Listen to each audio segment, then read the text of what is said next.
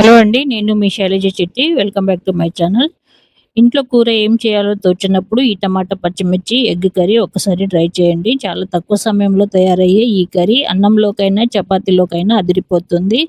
And గుడ్డు curry రుచిగా రావడానికి చిన్న టిప్ కూడా చెప్తాను. వీడియో లాస్ట్ వరకు చూసేయండి. ముందుగా ఉడికించిన గుడ్లకు ఘాట్లు పెట్టి ప్యాన్‌లో ఆయిల్ వేసి ఫ్రై చేసుకోవాలి. ఫ్రై చేసేటప్పుడు ఒక స్పూన్ పసుపు కూడా వేసి ఫ్రై చేసి పక్కకు తీసేయాలి. ఇప్పుడు మళ్ళీ అదే ప్యాన్‌లో 2 స్పూన్ల నూనె వేసుకొని వేడి చేద్దాం. నూనె వేడెక్కిన తర్వాత ఆవాలు, జీలకర్ర, మినపప్పు అండ్ కరివేపాకు వేసి చిటపటలాడనివ్వాలి. ఆ తర్వాత సన్నగా తరిగిన పచ్చిమిర్చి వేసుకోవాలి.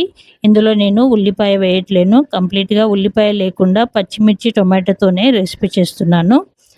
అండ్ పచ్చిమిర్చి వేగిన తర్వాత ఇప్పుడు సన్నగా తరిగిన టమాటాలు వేసి కొద్దిగా ఉప్పు వేయాలి. ఉప్పు వేసి ఒకసారంతా కలుపుకొని మూత పెట్టి టమాటాలు మెత్తగా అయ్యే వరకు ఉడికించాలి.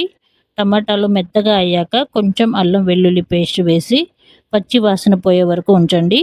ఆ తర్వాత ఒక స్పూన్ పసుపు, అవసరమైతే కొంచెం ధనియాల పొడి వేసి బాగా కలపండి.